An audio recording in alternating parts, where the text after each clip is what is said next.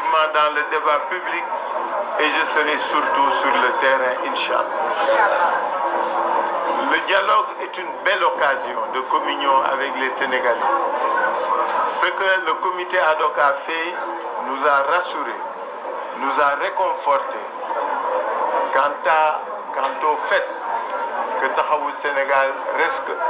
ancré dans les cœurs et au niveau des populations et dans les terroirs. Je voudrais donc, pour ne pas déborder, puisque j'ai un chef qui m'a dit de ne jamais déborder du sujet qui m'est imparti, je vais, si vous le voulez bien, après avoir remercié et félicité le comité ad hoc, remercier et féliciter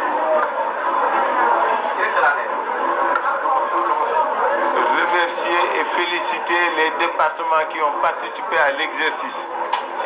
féliciter et remercier le comité ad hoc et les responsables. Laisser la parole à Seydina pour que l'opinion soit informée de notre décision. ma wax la ci olof ne lii ñuy def tey dañuy rafetlu seen teewaay yéen journaliste yi intérêt la bu ngeen am ci ñun mais sûrement aussi intérêt ngeen am ci taxaw parce que jamono yi defe naa ñoo xew ñoo xew alors kon nag ñoo xew donc ñu dugg ci loo xam ne yàgg nañ ko def bugguma fàttali 2023 mais sénégalais yëpp ñoo ngi fàttaliku 2023 ba ñu tolloo jëm benn dialogue exercice bu mel nii la ñu defoon dem consulter suñu 53 départements pour que ku nekk ci ñoom wax lan mooy sa xalaat ci dialogue bi ndax dañuy demam duñu dem 2023 weesu na ñoo ngi 2025 et Taxawu toujours dans sa démarche de cohérence, de constance, a usé du même principe et du même procédé pour dem waxtaan ak suñuy camarades waxtaan woowu léegi moom la ñu doon dépouillement boobu lañ doon def ci kaw defe naa Seydina moo leen di joxaale résultats yi parce que kenn santuma ko Seydina dana lire déclaration bi wax leen ban décision la ñu jël ci dialogue national dialogue politique bi parce que c'est pas un dialogue national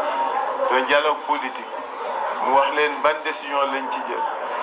di leen wax nag ni xawoon naa jël retrait ci débat wu politique ak débat public bi Inch'Allah très vite je vous donne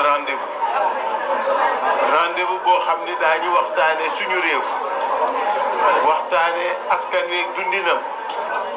waxtaan fan la ñu toll ñun ci taxaw parce que xam naa ñu bari yàkkamti nañ ko su amoon débat tey question yi dana bari mais ce sera pour très vite et très bientôt donc ma bàyyi Seydina mu liiral leen suñu déclaration ma gërëmaat leen sant leen ci seen teewaay jéggalu ci tardé bi parce que 5 heures lañ leen waxoon ci tardé bi parce que xam man école bi ñu ma formé ponctualité laa xam su ma tardé damay jéggalu damay baalu donc maa ngi jéggalu di baalu. la parole à Seydina ñu jéggalu rek sànq wax nañ leen ni am na camarades yu fi nekkul màkk gi dafa door te màkk léegi moom ñëppay dem màkk si.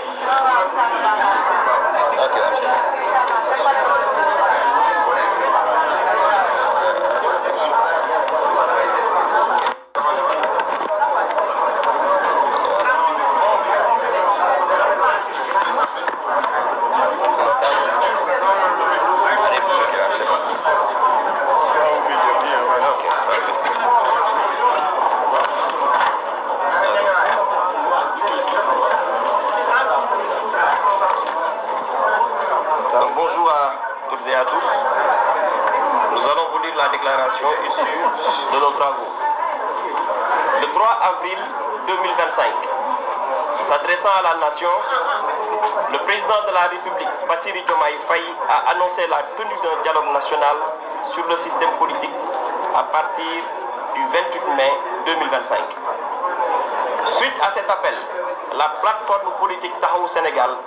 fidèle à son esprit de concertation et à sa tradition démocratique interne, a procédé à une consultation de ses instances de base. Dans cette dynamique, les structures des communes, des départements et de la diaspora ont engagé un débat démocratique à l'issue duquel elles ont exprimé leur position.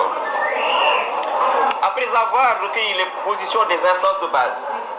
Taxawu Sénégal a tenu une réunion de restitution et de synthèse aujourd'hui pour acter sa décision sur l'appel au dialogue national sur le système politique. Ce processus inclusif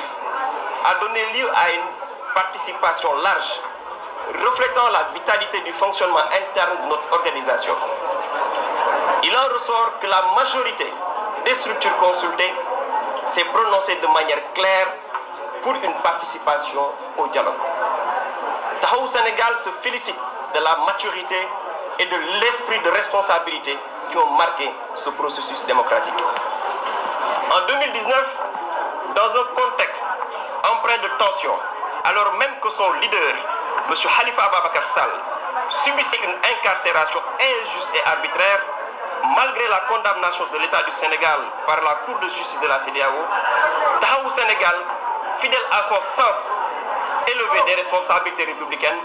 avait choisi de participer au dialogue national initié par le président de la République d'alors. Car, dans une démocratie, même en période de crise, le dialogue doit rester la voie de résolution des conflits et le principe pour bâtir un consensus autour des règles de participation de la vie politique et de dévolution démocratique du pouvoir. Dans cette droite ligne, en 2023, Taxawu Sénégal, sans reniement ni compromis, avait de nouveau répondu avec responsabilité et cohérence à l'appel au dialogue. Cette position s'inscrivait dans la continuité d'un engagement républicain constant que notre plateforme a toujours incarné depuis sa création. En décidant, sous l'accord de ses bases politiques, de prendre part au dialogue national prévu le 28 mai, la plateforme Taxawu Sénégal réaffirme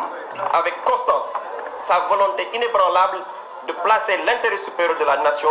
au-dessus de toute considération partisane. Taxawu Sénégal rappelle ainsi avec clarté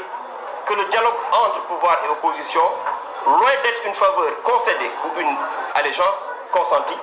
constitue une exigence dans le cheminement démocratique d'un État. Il ne vise ni à effacer les clivages légitimes,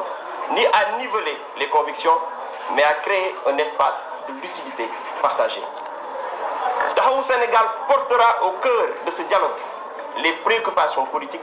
sociales, économiques et judiciaires de nos concitoyens et défendra une vision empreinte d'équité, fondement d'un cadre institutionnel équilibré. Merci beaucoup.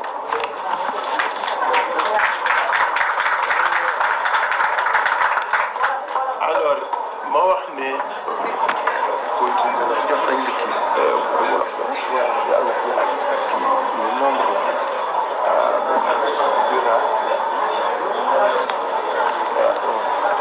ñetti fan ci weeru avril bi ñu weesu njiitu réew mi da doon jokkalanteeg réew mi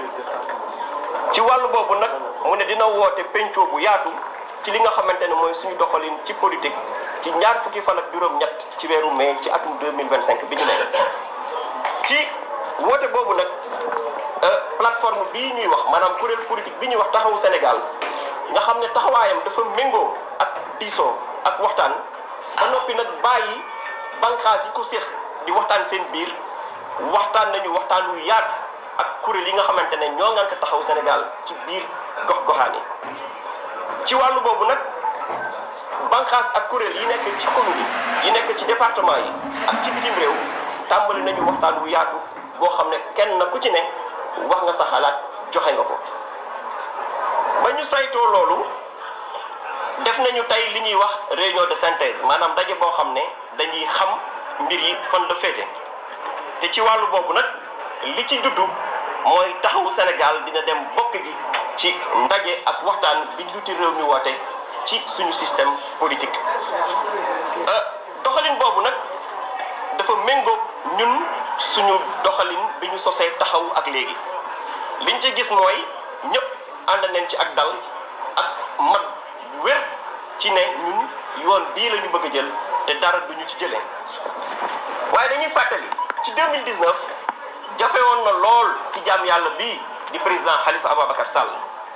booba dañu ko tooñ laa ko jant bi ci ay caaxaan Cour CEDEAO jamono jooju newoon na ni Khalifa Sall mi ngeen gis dañu ko tooñ te loolu jamono dox na ba yàlla jox ko dëgg terewul woon coono bu mu doon dund mitit biñ nekkee woon di naxaru xol terew ñu woon dem waxtaani ji ndax loolu ci li tax ñu sos taxawu Sénégal ci la bokk maanaam fépp fu ñuy pencoowee ak waxtaane jëmukaayu réew mi dañ fa war a am cër am fa kàddu ci li gën a gàtt maanaam at yi ñu weesu ci 2023 taxawu Sénégal daj na ci lu mburu dajul ci taal maanaam tuumaal nañ ñu sikkal nañ ñu xoxatal leen ñu lottal nañ suñu kuréel bi ñu yor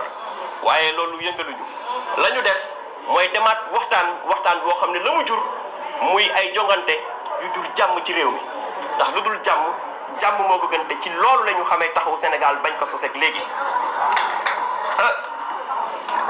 ndogal bi ñu jël nag ànd ak suñuy kuréel ci wàllu politique maanaam yi nga xamante ne ñoo ngànk taxawu Sénégal ci biir gox-goxaan yi jàpp nañu ne dañuy jël njëriñu réew mi féetale ko ci kaw